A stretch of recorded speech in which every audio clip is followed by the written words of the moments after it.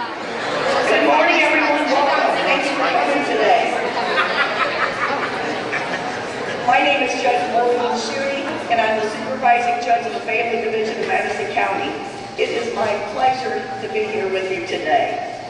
The 3rd Judicial Circuit Family Violence Prevention Council, partnered with Prevent Child Abuse at DCFS and many other agencies, are here today to hold this special event to kick off Child Abuse Prevention Awareness. As you know, since 1983, April has been designated as a National Child Abuse Prevention Month. This year, we are celebrating our 36th anniversary of National Awareness Month. Our children are our greatest asset. Every single child has a right to a safe childhood, free of violence. Just like our Cardinals, we are a team, and we can make a difference. Together, we can promote awareness about the dangers of child abuse, and we can also take steps to prevent child abuse in our community. We have some amazing people today that are here to support us, and I would like to introduce them to you. I would like to thank Chief Judge Hillett for being here today. I would also like to thank our other judges for being here today. Judge Julia is here, Judge Mangarelli, Judge Silver.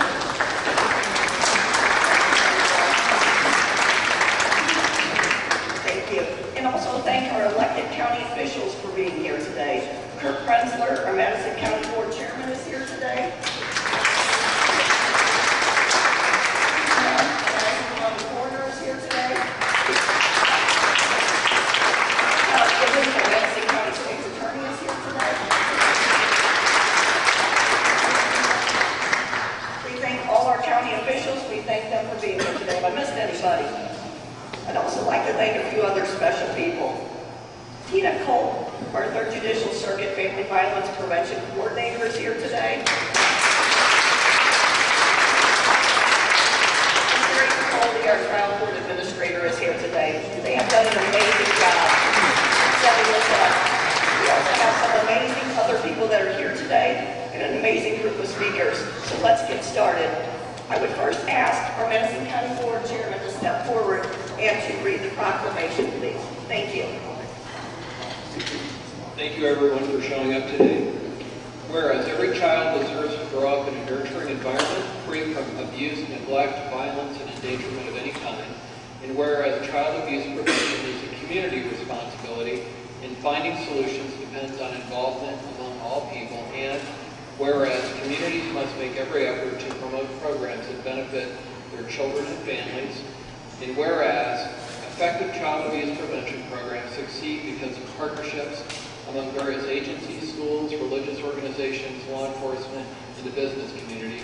And whereas everyone in the community should become more aware of child abuse prevention and consider helping parents raise their children in a safe, nurturing environment. And now, therefore, be it resolved that I, Kirk Prenzler, Chairman of the Board of Madison County, do hereby proclaim April to be Child Abuse Prevention Month and urge all citizens to work together to help reduce child abuse and neglect. Thank you.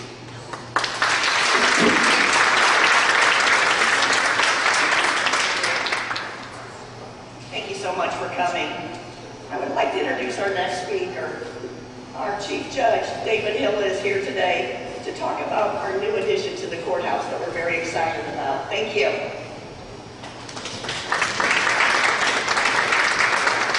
All right, our new addition is a four-legged friend by the name of Fitz.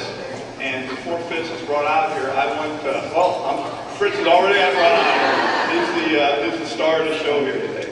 But I want to thank Maureen Schutte. If it was not for Maureen, we would not have the courthouse dog. This was totally her idea. There's a lot of work that goes into getting a dog designated for your courthouse. We have to prove that we can adequately take care of him, that he's going to be used in an appropriate way. There's a lot of hurdles, and Judge Schutte was the one who made sure all those hurdles were met. So special thanks to her.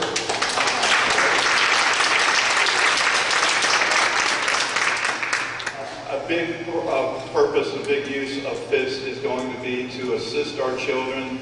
Unfortunately, children that are abused many times have to come to court. The courthouse is a terrifying place for everyone, for adults, but especially so for children. So one of the uses we're very excited about is that FITS is going to be able to calm these children down, make them feel comfortable, so that it's not such a terrifying experience in the courthouse for them. So I think that's going to be wonderful. The children are going to love FITS. We had a big meeting Wednesday, and Wednesday afternoon I got to meet FITS, so I got my first therapy session with FITS, and it really worked. It was great. So I also want to thank the Madison County Bar Association, and first should have mentioned Duo Dogs, that is who provides the dog to us really at no charge. I also want to thank Dr. Daniel Buller, who is a veterinarian in Bethalto, who has donated his services to provide care and services, veterinarian services for FITS. I want to thank our primary handler, Tiffany Brooks, domestic violence advocate in the State's Attorney's Office. Our secondary handler, Emily Bell, from the Assistant State's Attorney. And our other secondary handler, our very own from the Chief Judge's Office, our law librarian, Angela Warda. So thanks to them for, they had to go through a lot of training.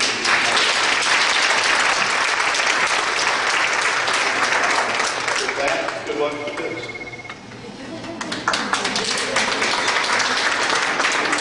Thank you so much. And thanks to our handlers. They went through an extensive week of training. They're amazing. They've been taking FITS everywhere and helping him adjust. We can't let you pet him today because he's getting used to things. So we're going to keep him back a little bit. This is a big crowd for him. But he's getting adjusted. He's already been with children.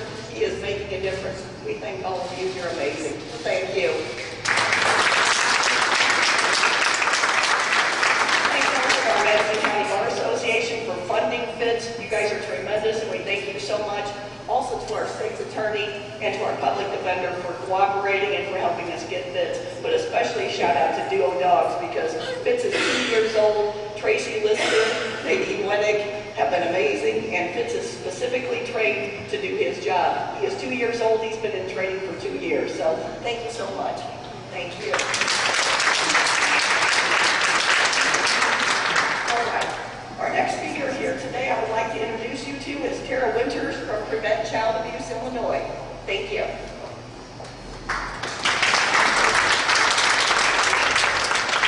Good morning. I'm Tara Winters, Director of Programs at Prevent Child Abuse Illinois. Thank you all for joining us this morning.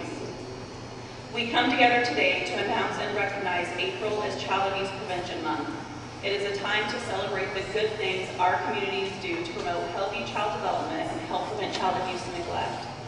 Across the country, thousands of individuals and organizations will be holding press conferences, sponsoring community events, planting pinwheels, tying and wearing blue ribbons, and literally turning our communities blue by lighting up buildings, decorating trees, and painting sidewalks.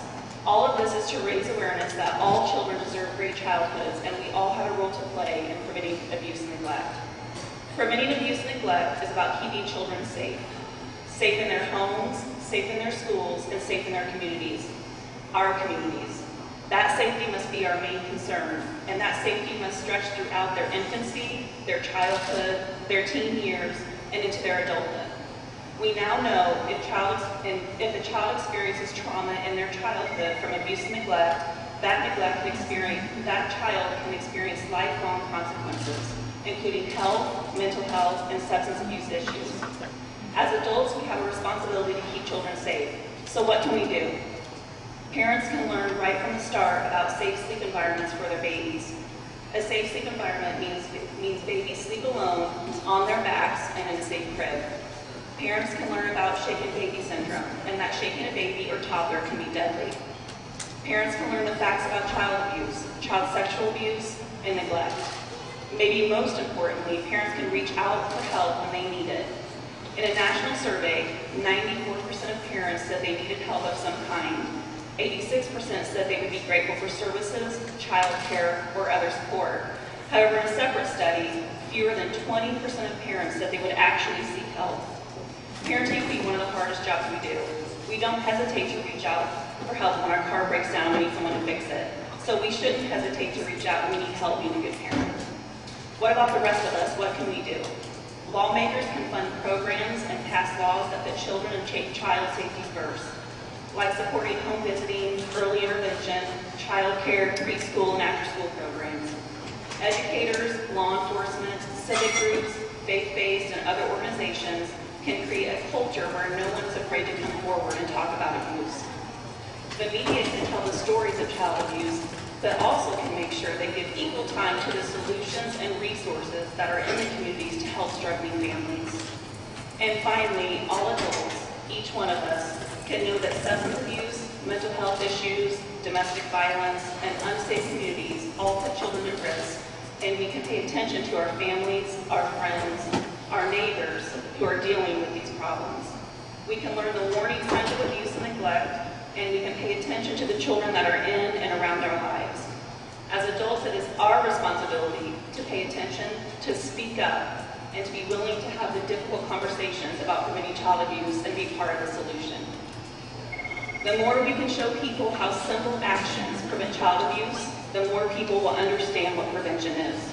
So as we enter April's Child Abuse Prevention Month, I ask you to wear blue, I ask you to plant pinwheels, and tie blue ribbons, and I ask you every day, year-round, to help raise awareness, provide education, reach out to your family, your friends, your neighbors, and take responsibility for all children, because all children deserve great childhoods, and we all have a role to play. Thank you.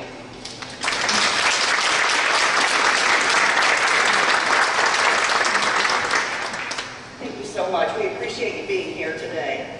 Hope Carbonero is our next speaker from the Illinois Department of Children and Family Services.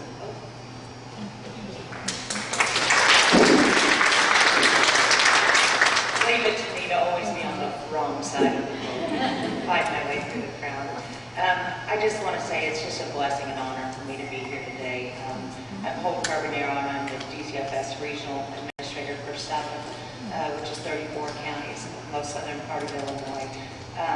I've always considered, I've been in child welfare nearly 30 years, and I've always considered it a blessing and an honor to do this work, to be involved with such vulnerable families in such an intimate way, to stand in the gap for children.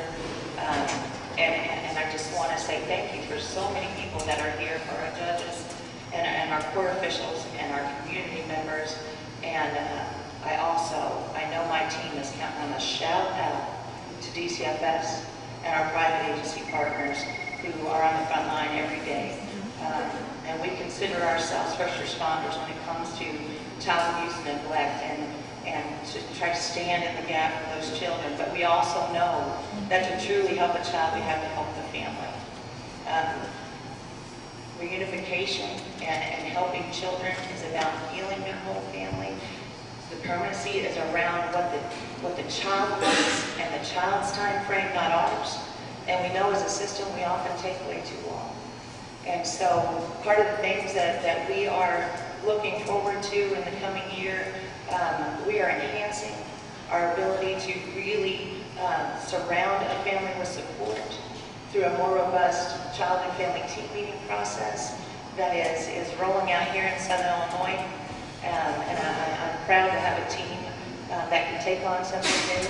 It's not something we haven't done before, but it is a challenge for us as the families become more severe. And we know the problems within our society are great, and that the challenges that they face are difficult. And so that early engagement, truly hearing the family voice and the child's voice, and acting upon it in an urgent way and in an engaging way is ever so important for us to make progress. We want to bring reunification to families when we can, because we know that that's a child's desire. And to heal the family can prevent generations to come.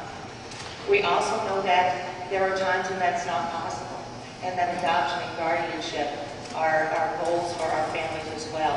And if there are foster parents and fictive kin and relatives in the audience today, kudos to you to open your home and to allow these children in and to love them as your own and to help their families heal at the same time, is a difficult task, and it can also be a wonderful reward, and bless you for the work that you do. It's true when I say, as I stand here, that we cannot do this work alone, and we can't do it in silos. And so we must form as communities, and I know the struggle is real, and there is so much work to be done. We need to be more preventive, and that's why I'm so thankful to see so many people here today, because it takes all of us to stand in that gap. No system can do it alone or sustain the challenges that we face today. So I just want to thank you. Thank you for your awareness. Thank you for your dedication to our children and families. Thank you to our workforce who just really work tireless hours to be there for these children and families. And I just appreciate each of you, and I'm just glad to see such great support here today. So thank you very much for having me.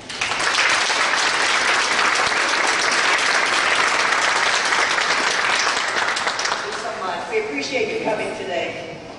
As you look around here today, you will see the Oasis Women's Center display. It is right over here. This clothesline is hung with t-shirts decorated by victims of domestic violence, many of whom are children and supporters. These shirts represent their feelings and their experiences, and we ask that you take a look at those today. As you also look around, you will also see around the edges the pink and blue cutouts from the Child Advocacy Center. You will see that there were 530 children interviewed last year at the Child Advocacy Center. 530 children involved in investigations of abuse. The CIC does an amazing job, and they work closely with a team of professionals to provide services to our children involved in investigations of child abuse. You will also note the blue pinwheels. Those are the symbols of child abuse prevention. And finally, you will note the number of people today wearing blue. We appreciate that you all wore blue today. It shows your commitment and support to preventing child support. Our next, preventing child abuse. That's a judge in the child support division, sorry. Our next speaker is Steve Nunn, our Madison County coroner. Thank you. Thank you, Judge. Thank you, ladies and gentlemen. I am your Madison County coroner, but I'm also the chairman of the Southern Illinois Child Death Investigation Task Force. We are, unfortunately, the end result of when abuse goes awry and results in a child death. Some people ask us, what is the Child Death Task Force? And it works quite a lot like the St. Louis Metropolitan Major Case Squad.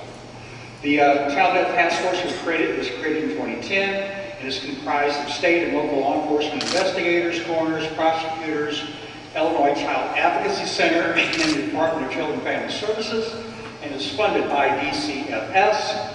It covers 6 districts, and that is 34 counties in southern Illinois. The primary function of the task force is to assist local law enforcement with child death and serious abuse investigations. When a local law enforcement agency has a death or a serious injury, they notify the DCFS hotline. The hotline in turn notifies the task force, and we will offer our services to that local law enforcement agencies. About 3,500 babies die each year in the United States because of unsafe sleep environments. 3,500 deaths. The Child Death Task Force, since its inception in 2010, has investigated 179 deaths in those 34 counties. So we've been activated 179 times. And we are responsible for the investigation of those children's deaths. These tragic deaths are unavoidable if parents would just utilize safe sleeping methods. In 2018, the Southern Illinois Child Death Task Force investigated 14 infant deaths where co-sleeping was determined to be the cause. And in Madison County, in that same period of time, we had 10. That's just here locally, 10 infant deaths. In cases where the parents have been under the influence of drugs or alcohol, we've actually been able to criminally charge those parents in connection with the death of that child. While I'm here today, I would like to recognize some people who are on our executive board. Kristen Shen, amazing coordinator. And Jamie Grunworth is one of our District 3 commanders, and I don't know how many cases she's been involved in. And I see Kathleen Nolan from Madison County State's Attorney's Office on our board. She is quite an advocate for our organization. So we encourage parents to consider the recommendations of the American Association of Pediatrics on creating a safe sleeping environment for their babies. Those are place the baby on his or her back on a firm sleep surface such as a crib or a bassinet with a tight-fitting sheet, not an adult mattress or a bed. Avoid using soft bedding, including crib bumpers, blankets, pillows, and soft toys. The crib should be bare. Share a bedroom with parents, but not the same sleeping surface, preferably until the baby turns 1, but at least not until they're a year old. Avoid babies' exposure to smoke, alcohol, and illicit drugs. There should be no pillows, sheets, blankets, or other items that could obstruct the infant's breathing and the cause of overheating. The sadness is that almost every one of these 179 deaths that the task force has investigated were preventable. As coroners, we give voice to those who no longer speak for themselves. Today, the voices of those little ones who have fallen speak loudly and clearly as one.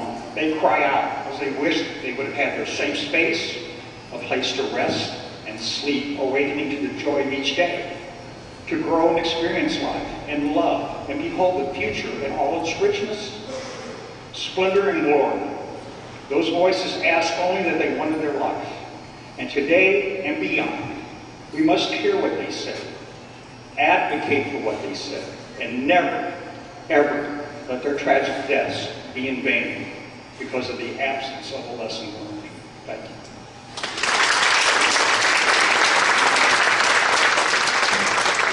Steve, we appreciate you coming today. Our next speaker is Judge Ryan Jumper. Judge Jumper is one of our judges in the Family Division. Judge Jumper.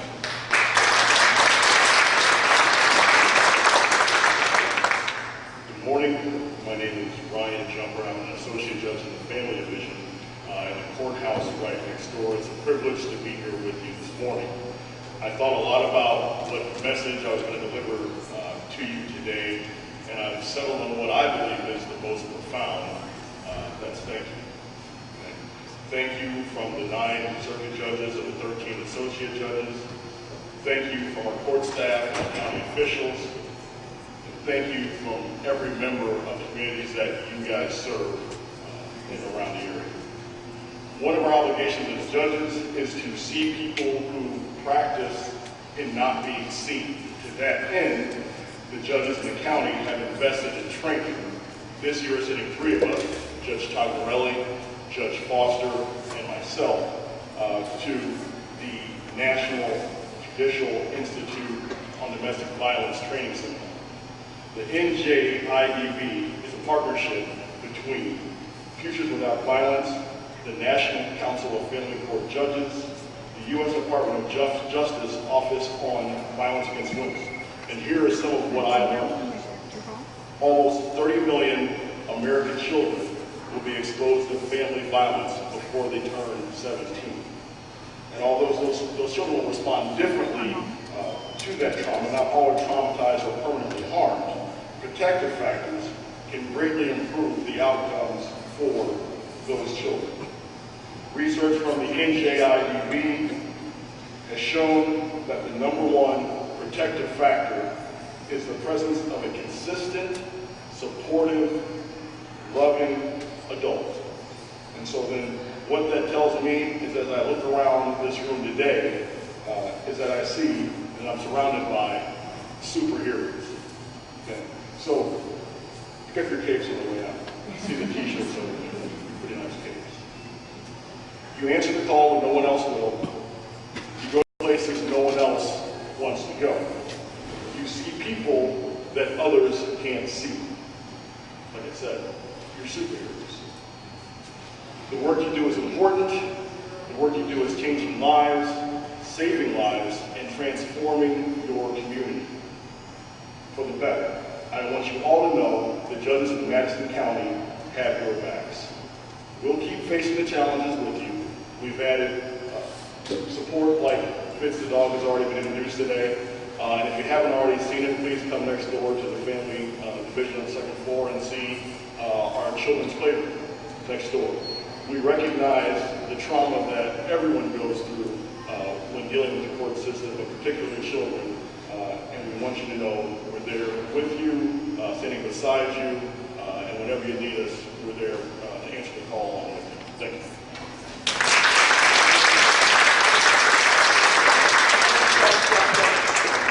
In closing, we have many local agencies with resource tables here. We encourage you to please stop at the tables, talk to them, educate yourself on what they're doing to help our children. We thank you for every single thing you do. Our children are our greatest assets. We know that, our greatest asset. Before you leave today, I would like you to ask yourself, what can I do to help our children? It takes a team, and as evidenced here today, we have an amazing team. Thank you all.